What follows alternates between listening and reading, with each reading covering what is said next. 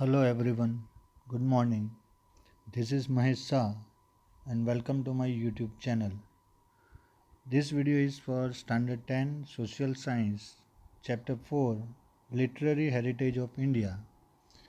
In last video, we discussed about the uh, sculpture and architecture of ancient India in a same topic, cultural heritage. In this video, we are going to study about the language and literature of our country. Before I'll start this video, uh, if you like the video, please share the video and subscribe the channel and press the bell icon please. तो last video में हमने chapter 3 में India में ancient time में जो civilisation start हुई थी हड़प्पा और मोहनजोदड़ो, वो टाइम पे कैसे टाउन प्लानिंग होता था, उसके बाद वाली सेंचुरीज़ में कैसे आर्किटेक्चर वर्क हमारी कंट्री में हुए और कैसे स्कल्पचर हमारी कंट्री में बने थे, उसके बारे में हमने डिस्कस की थी। आज के वीडियो में हमें जो बात करनी है वो है हमारा जो लिटरेचर वर्क है, जो हमारी लैंग्वेज है, उसके बारे में। तो इसमें हम स्टार्ट करेंगे इंट्रोडक्शन से, उसके बाद लैंग्वेज और लिटरेचर की बात करेंगे, उसके बाद एंशियंट इंडियन लिटरेचर की बात करेंगे, फिर मेडिवियल लिटरेचर की बात करेंगे और एंशियंट यूनिवर्सिटीज़ ऑफ इंडिया, जो जब पूरे वर्ल्ड में कहीं एजुकेशन सेंटर्स नहीं थे तब हमारी कंट्री में कौन सी यूनिवर्सिटीज़ होती थी, उसके बारे में बात करेंगे। और लास्ट में एक एक्सरसाइज होगी आपके रिवीजन के लिए। According to board examination, this chapter is very important because on the basis of literature, 4-mark question will be asked in board examination. That is why it is very important. This is one of the easiest chapter of the history. Whatever the things we are going to discuss here, you are the evidence of that incidents by television's program. You've seen many things on television, so you can understand everything very easily. So let's start the chapter Literary Heritage of India, Chapter 4, Standard 10, Social Science. So Indian literature is one of the ancient literature of the world, क्योंकि हमारा culture जो है 5000 years old culture है। अब ये 5000 years में आप देखे जाओ, अगर आप नेट के ऊपर सर्च करो तो आपको बहुत कम ऐसी सिविलाइजेशन मिलेगी जो इसके कंपैरिजन में, हमारे कल्चर के कंपैरिजन में आ सकती है। क्योंकि पूरी दुनिया में जब नोमैडिक लाइफ सब लोग स्पेंड कर रहे थे तब हमारी कंट्री में बहुत सारे आर्ट्स, लिटरेचर, टाउन प्लानिंग, ये सब हमारी कंट्री में था। और हमारे जो धर्म ग्रंथ है, रिलीजियस बुक्स, वो भी बहुत बहुत पुरानी है। उसके अंदर पूरा डिस्क्राइब किया है कि एज ए ह्यूमन हमें कैसे लाइफ स्पेंड करनी है और किस तरह से हमें डिसीजंस लेने हैं, कैसे हमें वर्क करना है, ये सब उसके अंदर लिखा है। पर जब ये नहीं था, जब लैंग्वेज डिस्कवर नहीं हुई थी, तो उससे पहले क्या था? तो उससे पहले जो कुछ भी कम्युनिकेशन होता था वो एक्सप्रेशन से या सिंबल से या तो ड्राइंग से या तो अलग अलग साउंड निकाल के किया जाता था। जैसे सब एनिमल्स को आप देखो, वो अलग अलग साउंड निकालते हैं, उनकी कोई लैंग्वेज पर्टिकुलर नहीं है। तो हम भी वैसे ही सिचुएशन में थे।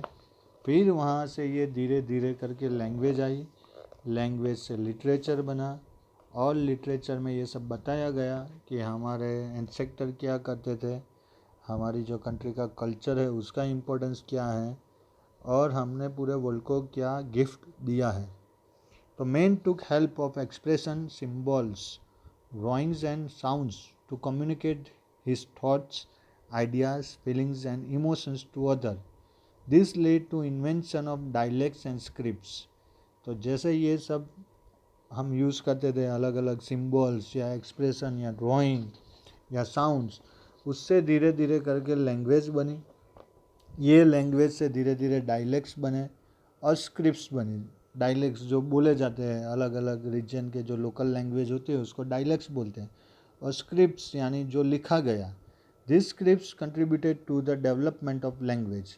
ये जो भी था, जो भी स्क्रिप्ट थी, उसने लैंग्वेज के डेवलपमेंट में बहुत इम्पोर्टेंट कंट्रीब्यूशन दिया है।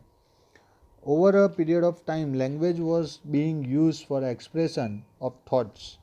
तो बहुत लंबे टाइम तक लैंग्वेज जो थी उसका यूज़, जो थॉट्स थे वो एक्सप्रेस करने के लिए यूज़ होता था। फिर जैसे जैसे ये लैंग्वेज का यूज़ बढ़ता गया वैसे वैसे लिटरेचर क्रिएट हुआ। The constructive use of language led to creation of literature. From ancient time Indian literature is known for its diversity and uniqueness. तो हमारा जो लिटरेचर है वो पुराने ज़माने से वर्ल्ड फेमस है। जो हमारे जो डाइवर्सिटी है, इसके अंदर जो वेराइटीज़ है वो, और इसकी यूनिकनेस की वजह से, क्योंकि ये यूनिक लिटरेचर है, ये ऐसा लिटरेचर और वर्ल्ड में कहीं नहीं मिला। Indian scholars divided ancient literature into वैदिक एंड क्लासिकल लिटरेचर। तो हमारे जो स्कॉलर्स थे उन्होंने हमारा जितना भी लिटरेचर है वो सब लिटरेचर को दो ग्रुप में डिवाइड किया। एक बोला गया वैदिक और दूसरा बोला गया classical literature. Beside this some folk literature was also popular. तो ये दो डिवीज़नों के अलावा एक जो लोकल लेवल पे, जो ट्राइबल लेवल पे जो लिटरेचर डेवलप हुआ उसको बोला गया फोक लिटरेचर। तो अब ये कैसे हुआ, क्या हुआ, हमारे लिटरेचर में क्या है, कौन सा लिटरेचर वैदिक में आता है, कौन सा क्लासिकल में आता है, वो हमें इस चैप्टर में डिस्कस करना है। तो लैंग्वेज और लिटरेचर से चालू करते हैं। तो ये सब हमारे पुराने लिटरेचर्स के कुछ बुक्स हैं जो आप यहाँ स्क्रीन के ऊपर देख सकते हो। ऐसे संस्कृत लैंग्वेज में लिखा जाता था। ये महर्षि पाणिनि का पिक्च है जो एक्चुअली में हमने स्टैम्प बनाई थी हमारी गवर्नमेंट ऑफ इंडिया ने, जो अभी तो नहीं चल रही है, पर यहाँ से पता चलता है कि पाणिनि कैसे दिखते थे। और ये उनकी बुक्स है जो उन्होंने लिखी थी। तो if we quickly look at the history we can see an emergence of variety of languages since centuries. These languages influence one another and is resulted in development of literature. तो अलग अलग language create हुई। ये अलग अलग language के influence की वजह से बहुत सारा लिटरेचर भी डेवलप्ड हुआ। As a result some new languages and literature have developed and flourish. और उसकी वजह से और नई लैंग्वेज बनी और नया लिटरेचर क्रिएट हुआ। The best example of this is Sanskrit language. तो संस्कृत जो लैंग्वेज है वो एक साइंटिफिकली प्रूव है कि ये जो लैंग्वेज है, हमारी जो लैंग्वेज है संस्कृत, वो साइंटिफिकली बनी थी। ऐसे ही नहीं कि कोई भी एक्सप्रेशन कैसे भी करके कोई भी थॉट को एक्सप्रेस कर दिया और संस्कृत बन गया, ऐसा नहीं था। Sanskrit language is less in use in present time but religious ceremonies and worshipping rituals are dealt in Sanskrit language. तो संस्कृत जनरली आज के प्रेजेंट टाइम में हम ज़्यादा कम्युनिकेशन में यूज़ नहीं करते हैं, पर हमारे घर में कोई भी रिलीजियस सेरेमनी होती है, इंडिया में खास करके कोई भी टेंपल में आप जाओ या कहीं पे भी जाओ, तो वो जो भी एक्टिविटीज़ होती है वो संस्कृत लैंग्वेज में होती है। हम जो भी भगवान की पूजा करते हैं, जो भी वर्शिपिंग करते हैं, वो सब संस्कृत में होता है। हमारे जो श्लोक्स हैं, मंत्रज हैं, वो संस्कृत में ही है। Generally language provides opportunity for the human for better expression and understanding. तो लैंग्वेज का जो मेन इम्पोर्टेंस है ये है कि वो हमें ये सिखाता है कि हमें कैसे एक्सप्रेस करना है और कैसे समझना है। India's most ancient script is that of Harappan civilization, क्योंकि हड़प्पन सिविलाइजेशन हमारी सबसे पुरानी और वेरी फर्स्ट सिविलाइजेशन है। तो हमारी जो स्क्रिप्ट्स है, जो भी कुछ लिखा गया है, वो हड़प्पा सिविलाइजेशन जितना पुराना है, यानी कम से कम 3000 साल पुराना, which has not been deciphered and so we have not obtained much information about their language. तो ये 3000 साल पहले जो लिखा गया था उसको आज वो कोड ब्रेकिंग हमसे नहीं हो रहा है, वो लैंग्वेज को हम समझ नहीं पाते, या तो वो लैंग्वेज जानने वाला आज के डेट में कोई बचा नहीं है। इसलिए बहुत सारे ऐसे सीक्रेट्स है जो आज के डेट में भी हमारे सामने है, पर हम उसे जान नहीं सकते, क्योंकि वो जो लैंग्वेज डिकोड करना है वो बहुत ही डिफ़िकल्ट है। और उसको जानने वाला कोई भी बच्चा नहीं है। तो सीधी बात है कि अगर हमें जो पढ़ना ही नहीं आता है वो हमें समझ में भी नहीं आएगा। महर्षि Panini was a great Sanskrit grammarian. The most important book of this time is महर्षि पाणिनिस अष्टाध्यायी। ये जो बुक है, ये फोटो है उनका, ये ग्रामर बेस्ड बुक है, Ashtadhyayi, which is a noteworthy book of Sanskrit grammar of 4th century. तो 4th सेंचुरी में हमारे यहाँ ग्रामर क्रिएट हो गया था, ग्रामर के ऊपर बुक लिखी गई थी। Sanskrit is considered the language of Aryans. जो हमारे यहाँ आर्यंस आए थे, जो हमने फर्स्ट चैप्टर में देखा, द्रविडियन के बाद जब आर्यंस इंडिया में आए तो ये जो संस्कृत लैंग्वेज थी वो आर्यंस की थी। उसके अलावा ये जो लैंग्वेज थी, लैंग्वेज ऑफ सेक्स और लैंग्वेज ऑफ स्कॉलर्स। जो स्कॉलर्स थे वो संस्कृत में पढ़ते थे, बातें करते थे, जैसे आज आप लोग इंग्लिश मीडियम में पढ़ते हो और इंग्लिश में बातें करते हो, लिखते हो, पढ़ते हो, वैसे वो टाइम पे सब संस्कृत में होता था। It has been accepted by all the international level that Sanskrit is the best language for the computer use. तो इंटरनेशनल लेवल पे भी ये प्रूव हो गया है कि कंप्यूटर यूज़ के लिए भी इंग्लिश से बेटर संस्कृत है। बहुत सारे ऐसे इंग्लिश वर्ड हैं जो संस्कृत में से अडोप्ट हुआ है, जैसे काऊ जो वर्ड है वो जो वर्ड है वो गऊ, हमारा जो संस्कृत वर्ड है गऊ, वहाँ से लिया गया है। फिर मदर वर्ड जो है वो मात्र वर्ड, यानी मम्मी को हम पहले मात्र बोलते थे, मातृदेवो भव पितृदेवो भव श्लोक में जो आता है वो वहाँ से आया है। फिर एक्सिस जो वर्ड है वो संस्कृत वर्ड अक्षा से आया है। फिर नेविगेशन जो वर्ड है वो नवगाथा वहाँ से लिया गया है। मैन वर्ड जो है एमएन मैन, वो मनु से लिया गया है। डेंटल जो वर्ड है वो दंत, हमारे यहाँ दंत कथा थी, दंत कथा यानी जो मुख से बोली जाती थी वो दंत कथा बोली जाती थी, तो वहाँ से ये डेंटल वर्ड है। वैसे भात्र है, ब्रदर, पित्र, फादर, ये जितने भी इंग्लिश वर्ड है वो सब हमारे संस्कृत से आए हैं। तो Sanskrit was the chief language for knowledge, science, religion and philosophy. तो जब इंग्लिश लैंग्वेज ही नहीं थी तब संस्कृत लैंग्वेज थी, और इसका यूज़ करके आज बहुत सारी वर्ल्ड में बहुत सारी लैंग्वेजेस क्रिएट हुई है। So this is the important of our literature and our language. अब अगर हम एंशियन इंडियन लिटरेचर की बात करें तो वहाँ पे हमारे 4 वेदास आते हैं सामने। ये जो 4 वेदास है उसमें ऋग्वेद, यजुर्वेद, सामवेद और अथर्ववेद है। ये जितने वेदास है वो अलग अलग एक्टिविटीज़ को इंडिकेट करते हैं। तो वेदास मीन्स व्हाट? तो वेदास मीन्स नॉलेज, जहाँ से नॉलेज मिलता है उसको वेदास बोलते हैं। और ये 4 वेदास है, ऋग्वेद, सामवेद, यजुर्वेद एंड अथर्ववेद। तो ऋग्वेद क्या है? तो Rigveda is the most ancient book of Indian literature. ये हमारी सबसे पुरानी बुक है। It consist of 1028 verses, 28 verses है।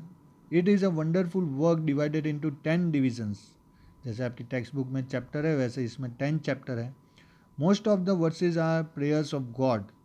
दे were used during the yajnas. तो पहले यज्ञ बहुत होते थे, आज के डेट में भी हम बहुत सारे रिलीजियस फंक्शंस में यज्ञ करते हैं। Among the versus those worshipping Usha the goddess of down and fascinating. This work describes political, social and religious matter of Aryans who were residing in the region of सप्त सिंधु। तो सप्त सिंधु में जो ये आर्य रहते थे उनका पॉलिटिकल, सोशल या रिलीजियस या तो इकोनॉमिकल जो भी परफॉर्मेंस था वो यहाँ पे डिस्क्राइब होता है। और इसमें जो वर्सेस यूज़ हुए वो सब गॉड गॉडेस के लिए यूज़ हुए, और ज़्यादातर जो भी रिलीजियस एक्टिविटीज़ होती थी उसके पीछे ये ऋग्वेद के जो श्लोक्स थे वो यूज़ होते थे। और ये जो ऋग्वेद है उसके जो श्लोक्स है वो एक्चुअली में जिस फॉर्म में बोले जाते हैं या तो उनको गाया जाता है वो जो डिटेल है वो सामवेद में, the next Veda. Samved. Three other Vedas were also composed after Rig Veda. Out of them, Samved was composed to focus on the process of recitation of verses. Hence, it is known as the Gangotri of music. तो ऋग्वेद जैसे हमें religious activity में कैसे perform करना है वो सिखाता है, तो सामवेद जो हमें नॉलेज देता है वो म्यूज़िक का नॉलेज देता है कि ये जितने भी वर्सेस हैं उनको किस तरह से बोलना है, कौन से टोन में बोलना है, कौन से लय में बोलना है, ये सिखाता है। उसके बाद आता है Yajurveda. It is called the Veda of yajnas. इसके अंदर डिटेल्स लिखी हुई है कि कोई भी यज्ञ घर में आपको करना है तो वो कैसे करना है। It is composed in both the form prose and verses. This describes the hymns recited at time of yagnas, the religious practices and rituals. तो जैसे हमारे घर में यज्ञ होते हैं और जो मंत्रोच्चार होते हैं वो ये यजुर्वेद से हमें सीखने को मिला है। और Atharvaveda means economy. Atharvaveda describe various type of ritual and sanskaras जो हमें इकोनॉमिकल एक्टिविटी में काम में आते हैं। फिर उसके बाद जो एक है, ये चार हमारे मेन वेद हैं। उसके बाद जो एक है वो है उपनिषद जिसको बोला गया है, जिसमें बहुत सारा लिटरेचर है। तो the Upanishadic literature gives us a vivid description and analyse of the beginning of the universe, the mysteries of life and death, materialistic and spiritual world etcetera. तो ये जो उपनिषद है वहाँ से हमें ये बर्थ क्या है, डेथ क्या है, उसके पीछे की मिस्ट्री क्या है, what is materialistic life, what is spiritual life, ये कैसे चालू होते हैं, ये सब के बारे में हमें नॉलेज मिलता है। यहाँ पे जो उपनिषद है खास करके बृहदारण्य, ये बुक है बृहदारण्य की, इसके अंदर डिटेल लिखी है। और छांदोग्य, ये छांदोग्य की बुक है जो आपको नेट के ऊपर आप सर्च करोगे तो मिल जाएगा। Are the earliest of Upanishad in the dialogue form. यहाँ पे डायलॉग फॉर्म है, यानी दो पर्सन आपस में बातें कर रहे हैं, इस फॉर्म में इसको लिखा गया है। They are 108 in all mention in Muktika उपनिषद। तो ये मुक्ति को उपनिषद में अगर आप देखने जाओ तो ऐसे 108 डायलॉग्स है। तो ये है उपनिषद। उसके बाद एक आता है वो है ब्राह्मणिकल लिटरेचर। तो वो क्या है, तो जैसे रामायण है, या तो आप यहाँ पे स्क्रीन पे देखोगे कि वेदा से, एपिक से, पुना से, वेदंगिया से, धर्मसूत्र, ये सब ब्राह्मणिकल लिटरेचर में आता है। तो many Brahminical epics were composed to understand the meaning of Vedic literature. Any critical appreciation based on Vedas composed in the poetic form are included in Brahminical literature, जिसमें हमारा रामायण और महाभारत ये दो बेस्ट है। Vedic literature and directive principles regarding behavior have been explained broadly.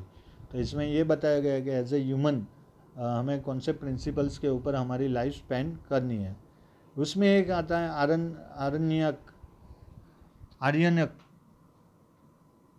आरण्यकास। Aranyas used to spend their last phase of life in Aranyakas, making their ashrams in forest. आरण्यक का meaning जो होता है वो फॉरेस्ट होता है। They composed literature based on philosophy, which was the result of their deep thinking. It is known as Aranyakas. तो ये जो लोग थे जो जंगलों में रहते थे, जहाँ पे आश्रम बना के रहते थे, और उन्होंने खुद ना सेल्फ असेसमेंट करके जो भी लिखा, जो भी फिलोसफी उन्होंने बनाई, उसको बोला गया आर्यन्य को। और वो जो हमें जो हमारी लाइफ के 4 फेज थे, 100 ईयर्स की लाइफ को 4 ग्रुप में डिवाइड किया था कि 1 to 25 ईयर्स आपको पढ़ना है, 25 से 50 ईयर्स आपको मैरिज लाइफ हैंडल करनी है, 50 to 75 ईयर्स तक आपको जो भी आगे वाली जनरेशन को सिखाना है वो सिखाना है, और 75 ईयर्स के बाद जब बाकी का आपकी लाइफ का जो टाइम है वो आपको अकेले स्पेंड करना है, यानी खाली भगवान का नाम लेना है। तो वैसे सिचुएशन में उन्होंने जो फिलोसॉफी क्रिएट की, कंसंट्रेट किया, उसको बोला गया आरण्य को। उसके बाद आता है वेदांग। ये आरण्यक है जैसे संस्कृत में उसको लिखा गया है। और एक आता है ये वेदांग। तो वेदांश में बहुत सारी वस्तु आती है, जैसे मैट्रिक है, ग्रामर है, फोनेटिक्स है, एटिमोलॉजी है, रिचुअल्स, एस्ट्रोनॉमी, ये सब वेदांश में आता है। व्याकरण है, वैदिक डिक्शनरी है जो हम आज के डेट में यूज़ करते हैं। फिर पोएटिक स्टांजा है जिसको चंदा बोला जाता है। फिर शिक्षा है, कैसे पढ़ाना है, ज्योतिष और कल्पसूत्र, ये सब वेदांगास में आता है। तो वेदांगास क्या है? तो the Vedangas literature deals with the religious practices and rituals, grammar, astrology and astronomy.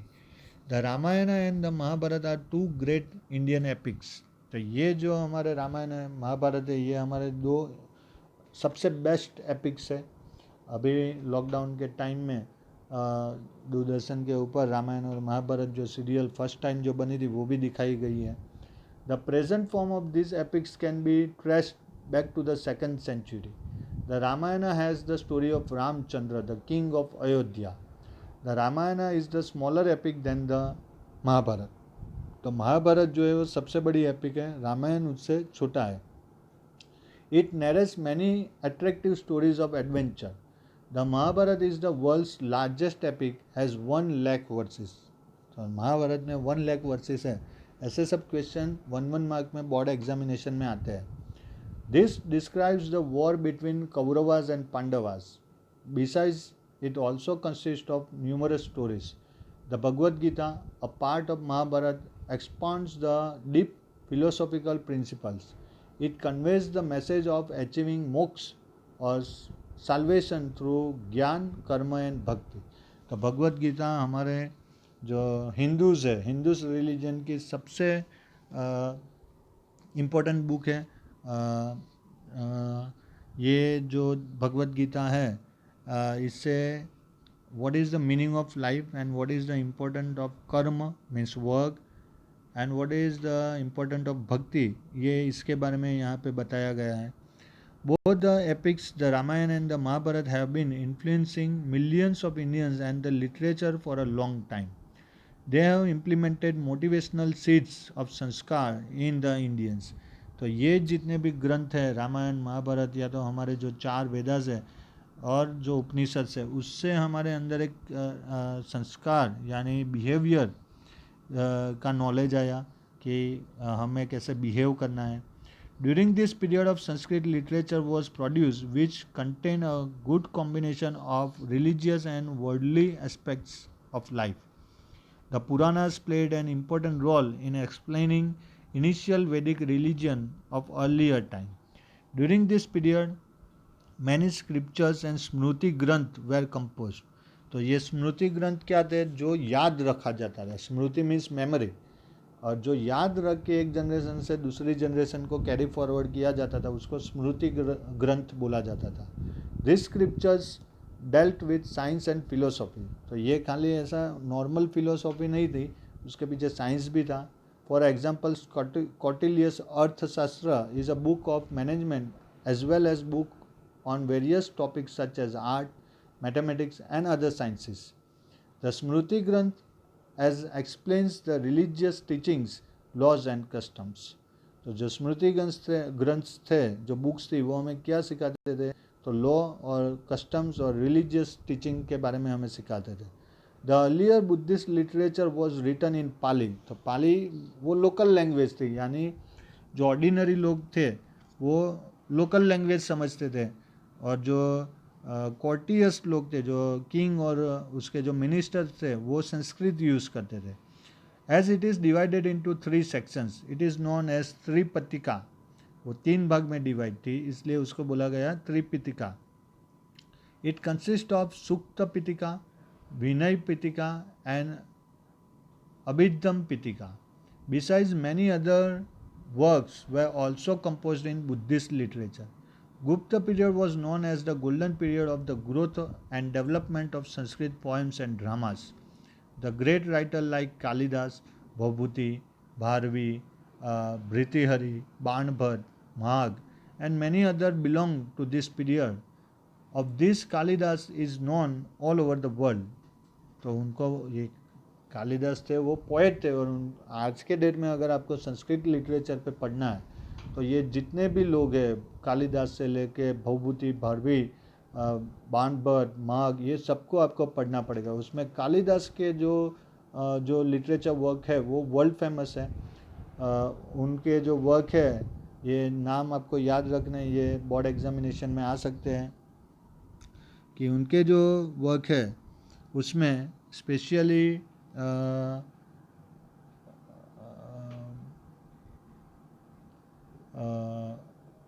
Kumar संभव, Raghuvamsham, Meghaduta, Abhijnana Shakuntalam and Ritu Sharma are renowned for their best poetic and dramatic style. तो कभी कालिदास थे वो ड्रामा भी लिखते थे, और उनके ड्रामा जो है वो आज की डेट में भी संस्कृत लिटरेचर पढ़ने में बहुत हेल्पफुल होते हैं। Banabhatta wrote the Kadambari and Harsha Charitra, जो 6th सेंचुरी में हर्षवर्धन रूलर था साउथ नॉर्थ इंडिया का, उनके कोर्ट में जो ये पोएट थे बाणभट्ट, उन्होंने हर्ष चरित्र भी लिखा है, और कादम्बरी करके भी बुक लिखी है। और बायोग्राफी ऑफ किंग हर्ष, जो हर्ष चरित्र है वो पहले ऐसे चरित्र लिखे जाते थे, चरित्र मीन्स द बिहेवियर, और उसको बायोग्राफी बोले जाते थे। Other works of the period are Bhavabhuti's Uttar Ramcharitra. Uttar Ramcharitra में जो रामायण का जो पोर्शन ख़त्म हो जाता है, जब रामायण की बैटल ख़त्म होती है उसके बाद क्या हुआ उसके बारे में लिखा गया है। भारावीस कीर्तन जुन्यम, विशाखा दत्तास मुद्र रक्षक, सुदरक्ष,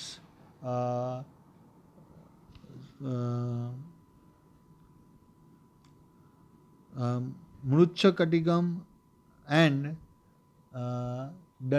दंडीज 10 कुमार चरित्र।